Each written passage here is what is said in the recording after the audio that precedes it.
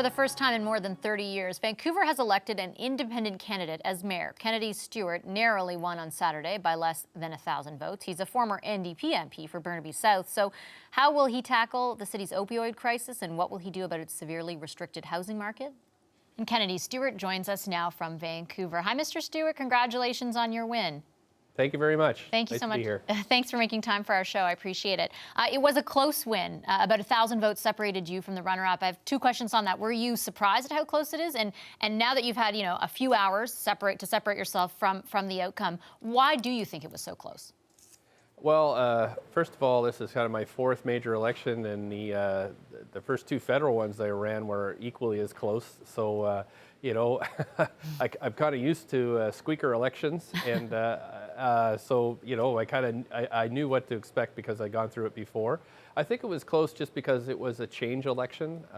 There were, I think, 21 people running for mayor, and so the vote was really split among all. I was an independent, of course. I'm an independent, but there are lots of parties and new parties running and that type of thing. So, it really was perhaps too much choice for voters, but I think that's why it was so close. And that leads to kind of an interesting predicament in the council that you will head up as well. There are 10 councillors divided across 4 parties with an even split between progressives and members of the right-leaning nonpartisan association. Do you feel like it's going to be a big challenge to build consensus for your ideas, for example, around housing, which was a big focus for your campaign?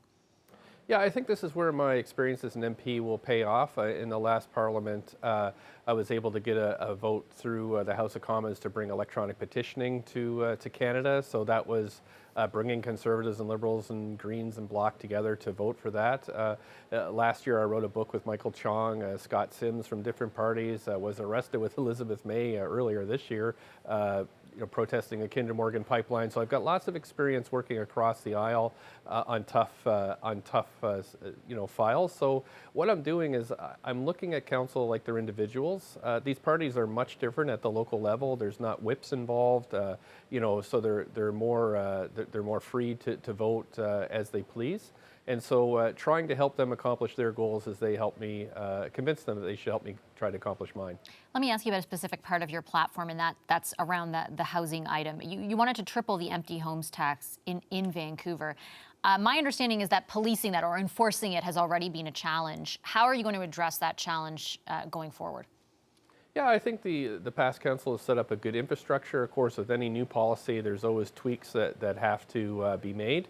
But we do know it's starting to work. Not only are some of these, condos that were owned by speculators starting to fill up with renters, some speculators are actually selling their condos at a reduced price to people who actually want to live in them.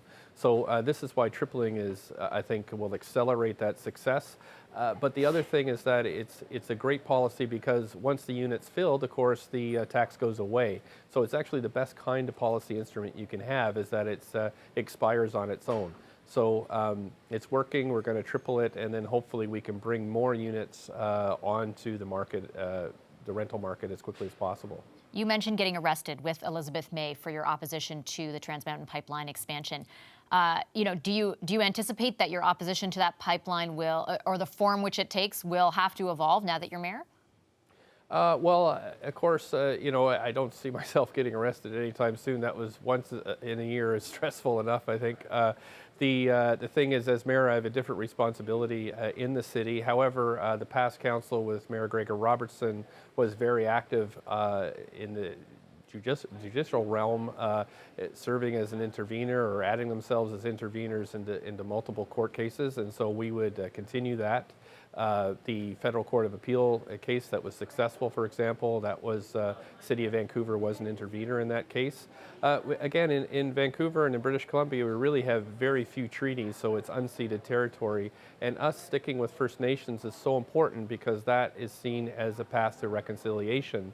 So I would continue that at the city and look for other opportunities to get in court cases, especially if the province is involved as well. The federal government has embarked on a new, as dictated by the federal court, of course, a new sort of consultation period with Indigenous groups. Does that, what if could that satisfy your concerns?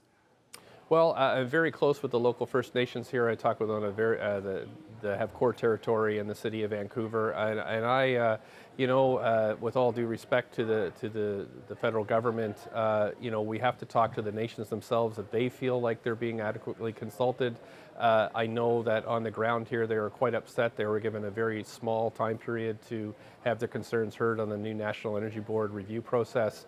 And so I'm going to continue to work with local nations to make sure that we're getting a fair shake out here on the West Coast.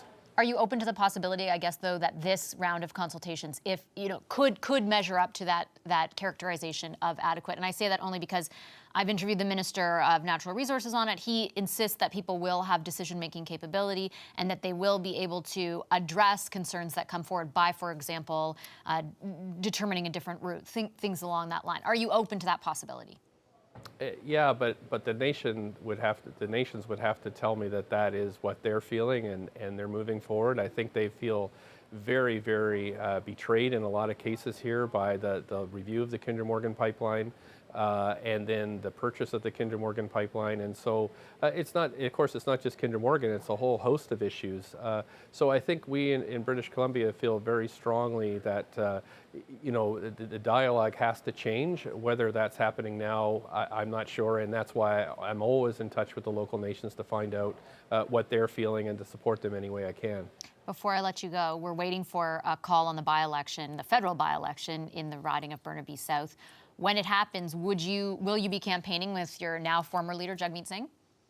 Yeah, I backed Jagmeet. I was the second MP to stand beside him in his quest for leadership. I really think Jagmeet brings what we need to the House of Commons. He will, in terms of that voice. Let's face it, there's too many old white guys there in the House of Commons.